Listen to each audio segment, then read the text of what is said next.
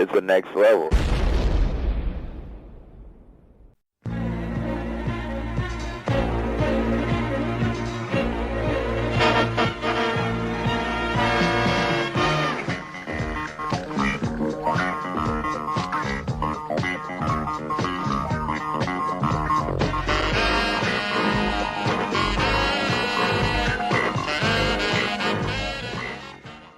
Panels to Pixels Spider-Man TV Pilot Movie 1977 Review.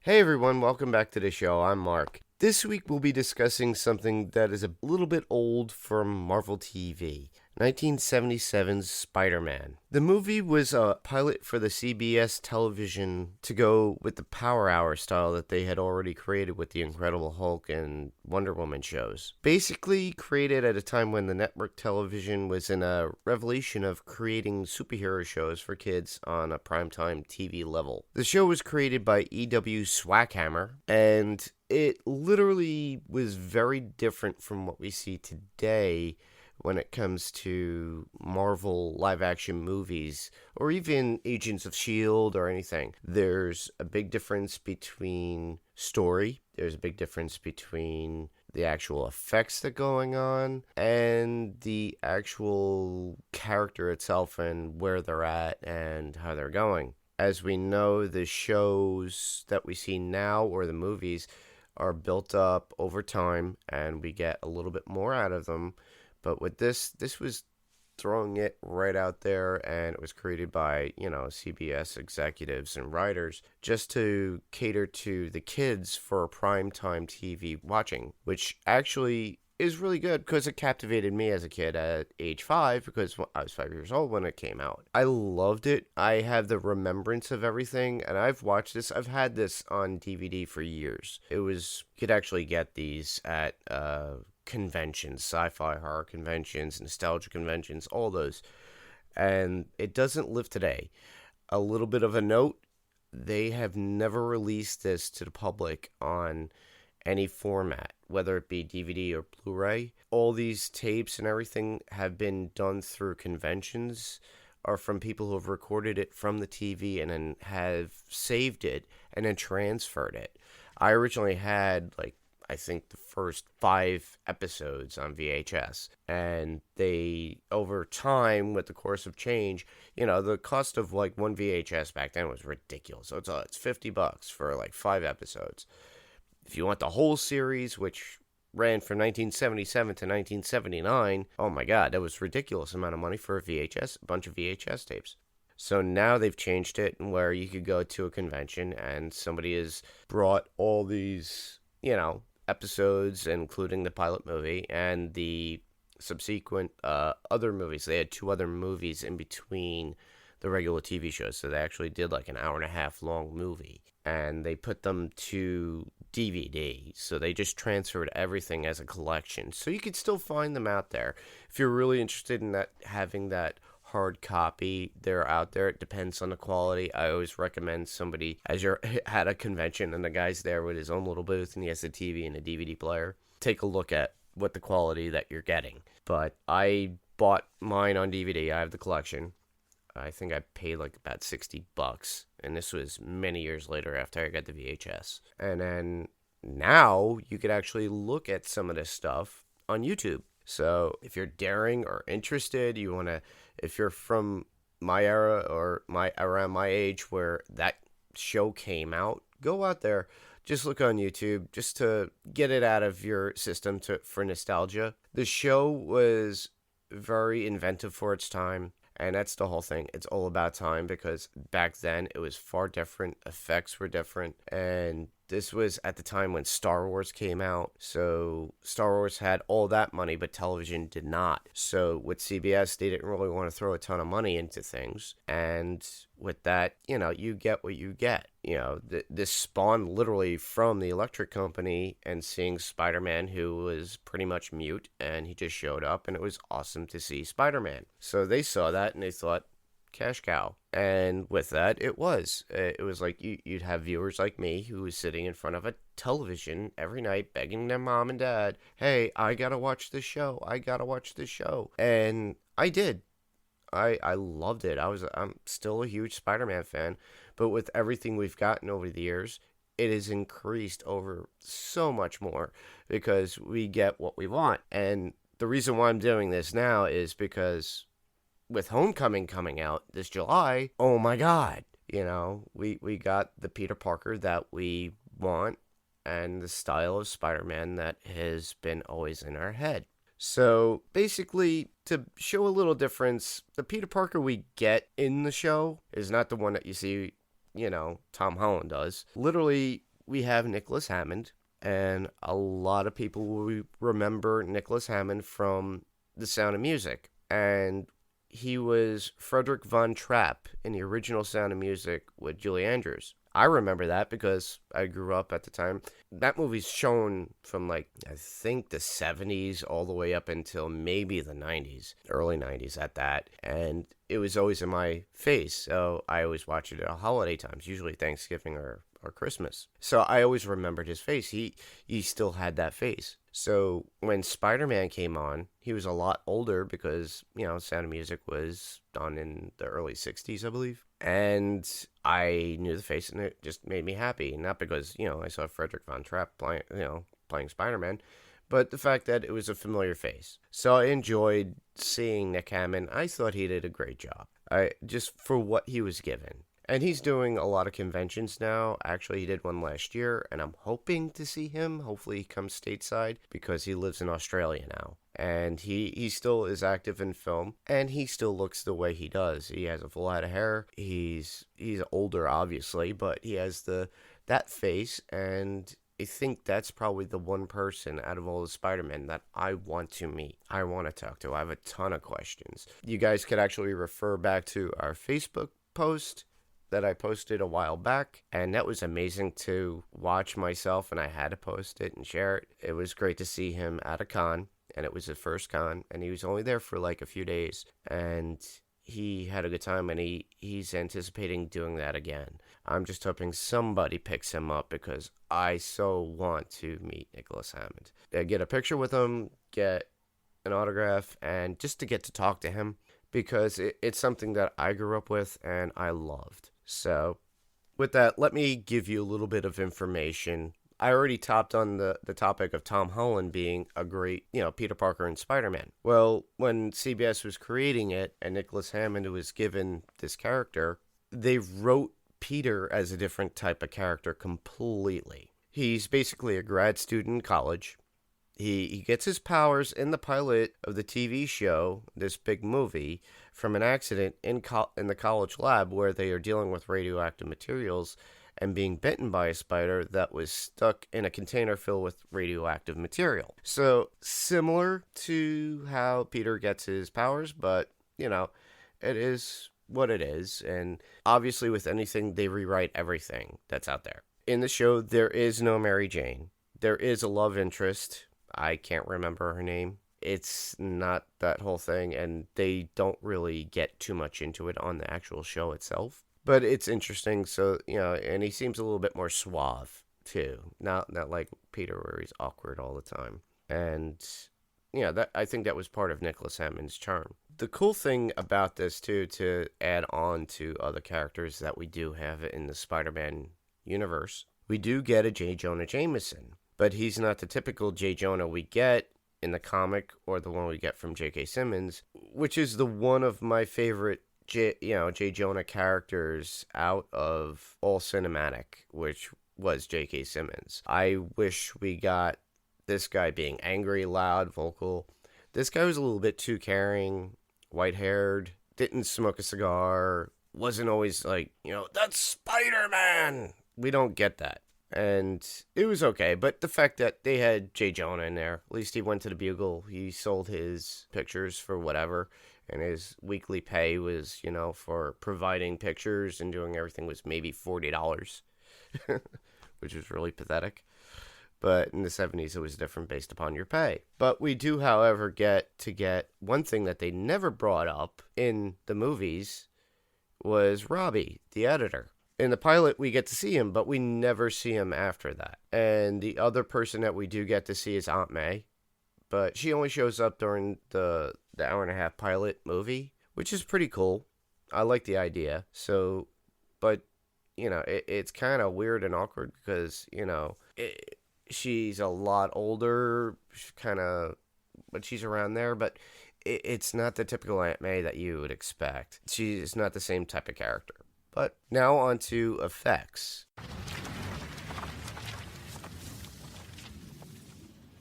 The effects were all mostly practical. They used a stuntman on a wire for the most part in a suit and used a lot of blue screen. You could definitely tell when he's like crawling around the house, when he starts discovering his powers and everything. You could tell that's way out. It's blue screen. Like I said, this movie / show is very much dated. But we got to give them credit for the attempt for this because it was a time where we don't have effects the way we do have today.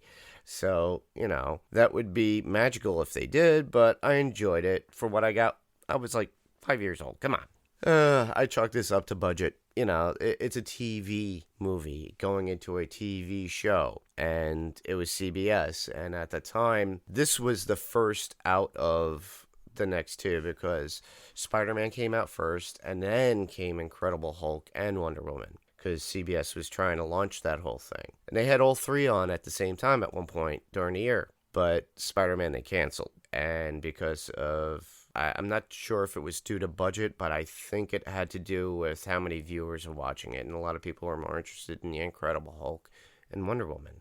On to villains.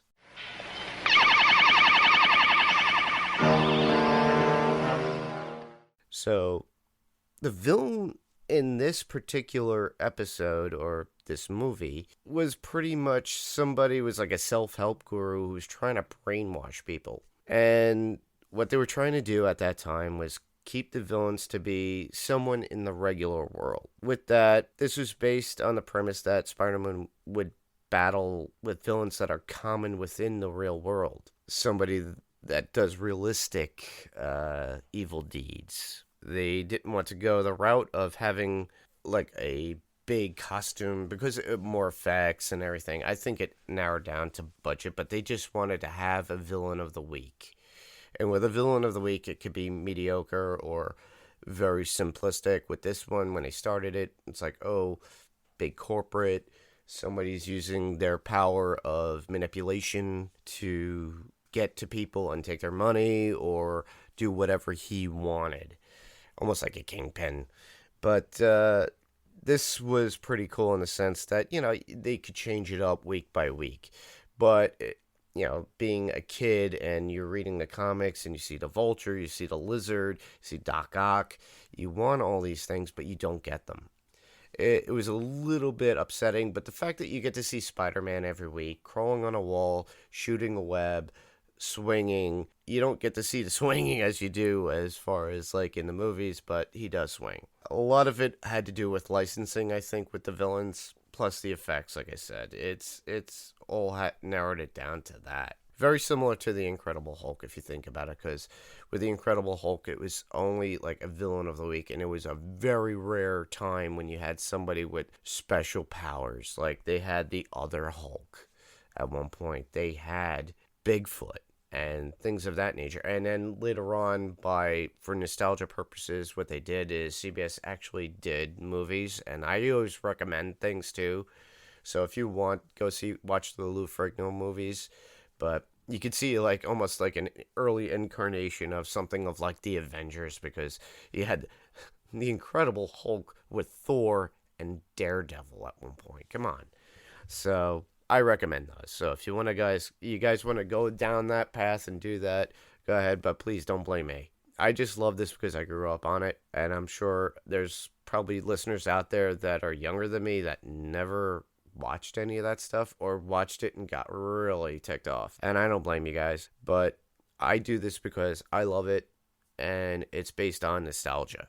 You know, it's like, and also my memory, and I love it. I loved all the incarnations. So, in my other notes, the show had a little bit of a nod to Captain America in it. So, if you're going to actually watch this, I suggest you watch it because you'll see Peter Parker in the lab with his lab assistant or lab helper or friend, and they're having a talk, and he's wearing a button-down shirt over a t-shirt. T-shirt is very dark blue, but you see a prominent star right there.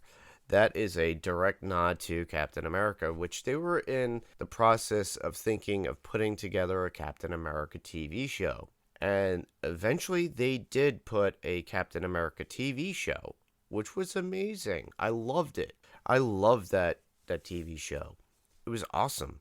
And then I grew up and was not too much into it. But the thing was is that I enjoyed the Captain America because just like Spider-Man, it was there. But this, you're talking, by that time it was the 80s. And they tried to do some cool retro things with the 80s and make it a little bit more modern. And the shield wasn't adamantium or vibranium or a mix. And he put the shield on top of the motorcycle in the front, which I thought was cool. And it came out of a van. But, you know, in this episode, in this movie pilot for Spider-Man 1977, they throw a little nod, and you could tell the gears were grinding for them to want to do something like that. And eventually we did get a Captain America, which I enjoyed. My brother loves Captain America, so that was his thing. And then we've gotten a few others, and we'll go into that another time. We'll do that as another reflection of and look back at older Marvel stuff that was done with not so great budgets, but meant for TV. So, but they do stand out. There's a couple of them, and we'll get into that at another time. And I'll put a poll up. Like I said before, the show was never put on DVD or Blu-ray. It looked like nobody wanted to put this out. And I'm hoping that, you know, Disney Marvel does something with it because they still have a plethora of material. Not only just the live action that was on TV, but they also have all the cartoons and everything that's already on Disney Plus too. If you watch, if on YouTube, they actually play a lot of the Marvel stuff that they've done. Ultimate Spider-Man's on there. You got Ultimate Avengers. You got all these different cartoons. So literally with the app that's coming out, I'm hoping that they actually give you the opportunity to watch older series they've acquired, and that including the TV rights to some of these things. Because are you going to go out there and pay like $60 for the series of The Incredible Hulk on DVD? Because it is out there. I saw it at work. And I was tempted. I had all of them, and I wound up selling them because I was collecting them as they were coming out. And I just said no. And I wound up selling them, and I didn't get them. But you could find that stuff online. But my feeling with the idea and the advent of streaming, it would be great to have all that stuff at your fingertips when you can have it. Like I said, I'm just hoping, you know, they would release this as like a Blu-ray, as a nod, and say, okay, we have more material, we could throw this out there, but I have a funny feeling they won't. I got the 66 Spider-Man DVD, though.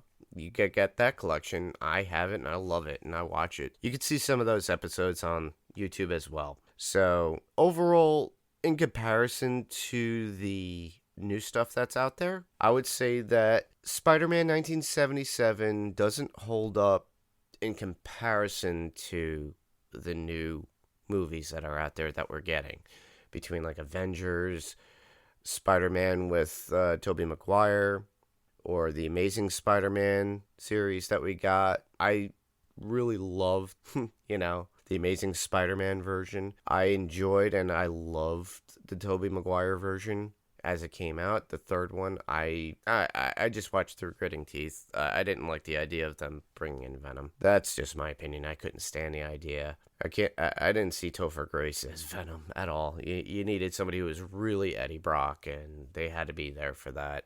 And plus how he got the Venom suit. That wasn't there. And then now we got Tom Holland. And Tom Holland he's hitting it out there. He hit a home run with it. Just the way he's portraying it. The character of Peter Parker, the awkwardness, him being smart, him not being able to talk to girls, and then him struggling being a teenager and being Spider-Man at the same time. To me, I'm loving the idea from Far From Home coming out in July, and when Homecoming came out, I actually saw it at the drive-in, then went to a theater, and then I went back to the drive-in again because I love drive-ins.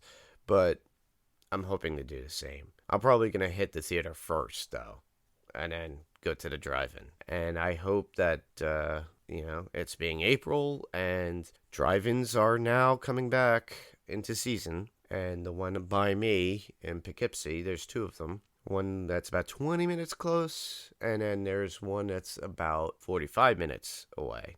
So I'll go to the 25-minute one, and go see that if they do that. But it would be awesome to see Endgame as well as Captain Marvel. So considering that Captain Marvel's still going to be in theaters when Endgame comes out, and I'm waiting for a double feature. And to see Captain Marvel and then go right into Endgame at a drive-in would be phenomenal. And wow. So there's a lot out there, guys. There's a lot of Spider-Man stuff. I recommend it. And basically I'm doing this because I love Spider-Man. And I want you guys to actually, go out there and watch this if you're slightly interested. I don't want to push anybody to watch it and be like, oh, that was garbage. Some people will come back and tell me, yeah, it was. But the thing is if you grew up on it, go back, watch it, and just put that little 5-year-old in its place in your head while you're watching it, and just enjoy it because you're seeing the costume as it was. Just like you did when the Electric Company beforehand had him on, but Spider-Man was mute. So with that, thanks everybody for listening. This was great to talk about. This is just something small I wanted to throw out there this week for you guys. I love Spider-Man. This is my number one character that I loved as a kid. The second to that would be the Incredible Hulk. After that would be Captain America. Now, if you want, please let us know, and we will record something different. We'll record something that you guys like. Let us know. And with that, thanks everybody for listening. I'm Mark, and this was Panels to Pixels. Good night, everybody.